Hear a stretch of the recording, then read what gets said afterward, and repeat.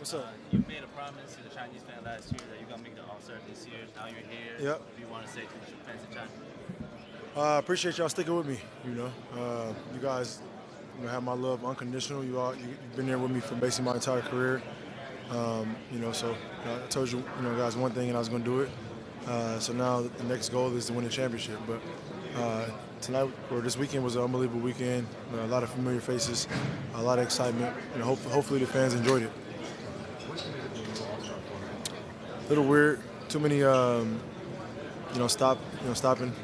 I understand why, but you got to find a way to shorten all the stoppage and kind of get the game in the flow. But other than that, I think there's a lot of excitement around it. Did 40 points feel like the right amount? Do you feel like it was too little? Like the game too short? Was 50 even better? I mean, it's all a test. So 40 points. I mean, it depends. You got some of the best talent in the world. So I think 40 points is gonna happen fast. James, based on Harden, this experience, Andre here. What conditioner do you put in your beard? Different ones. Herbal essence? No. James, you have you've been sharing the court with multiple of these players that you on the team with. How do you feel to just share the court, especially with Kyrie and KD at the share the court? Just special. These guys are some of the best basketball players we've ever seen before. So just to be on the court and tonight get a win, but this is fun, man. Those are my teammates, and James, it's a different feeling. based on this experience, what do you think about the idea of having an All-Star game in Europe, in different countries? That'll be fire. Why? I mean, I said it'd be good. With the NBA scheduling, you only get a couple days, so you have to extend more time. But I think that would be a good idea. Okay. James, what's the balance between wanting to be competitive in this environment and sell the product versus knowing that in 3 or 4 days you're back into it in a Western Conference that's incredibly tight, that if you miss a game because of a hamstring or does that make this sort of an impossible problem to solve? No, because it's never been like that. I think there's always been some kind of competitive nature in this All-Star game. I think the last handful of years, the competitive nature went down. I don't know what the reasoning is, but for us, I think ever since I've been in the game, it's been competitive. And you really, for the most part, in the first half, you cruise through it. Everybody's scoring. And then the second half, you kind of get serious. And then that fourth quarter is like, oh, it's time to win. So, it's a little different, this format. Personally, I didn't really like it. But, I don't know what the reason is. How, physically, the stoppages, guys tend to not want to, guys come out of games that get on a bike and stuff like that to stay loose. You guys stood for 15 or so minutes today in the middle of this game. There was a break. Pretty substantial break between your first game. And then there's a few breaks throughout the course of our game as well. So it's just too much stoppage to where we got to warm up and then get going and then warm up again. It's a lot.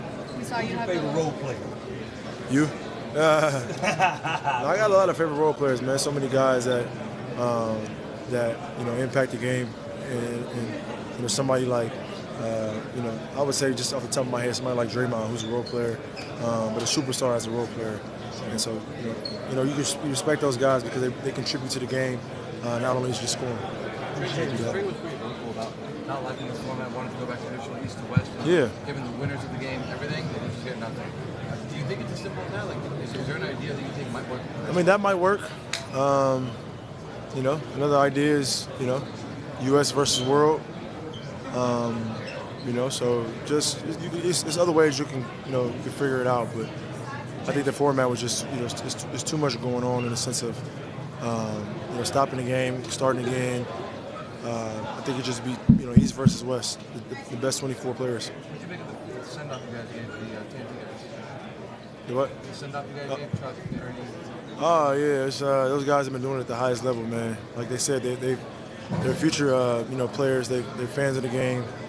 They love watching us play, so we're gonna miss those guys. We saw you do the little handoff from 2025 to 26 Yeah. with Steph coming to LA. Yep.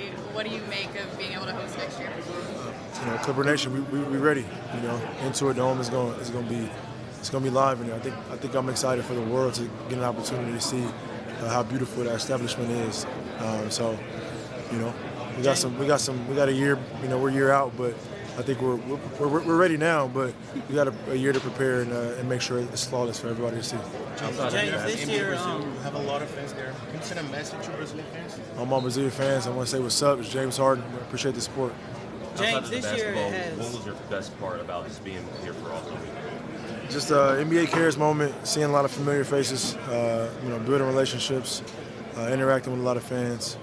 Just the entire NBA All-Star experience it's a blessing. So, for me to be back here, I definitely took advantage of the opportunity. James, this year, they had a handful of first-time All-Stars. For you to be doing this for 10 years, what's the key? 11. 11, excuse me. What's the key for you for doing the All-Star game and being an All-Star for longevity? Playing at the highest level, putting the work in and letting the results show. Thank you.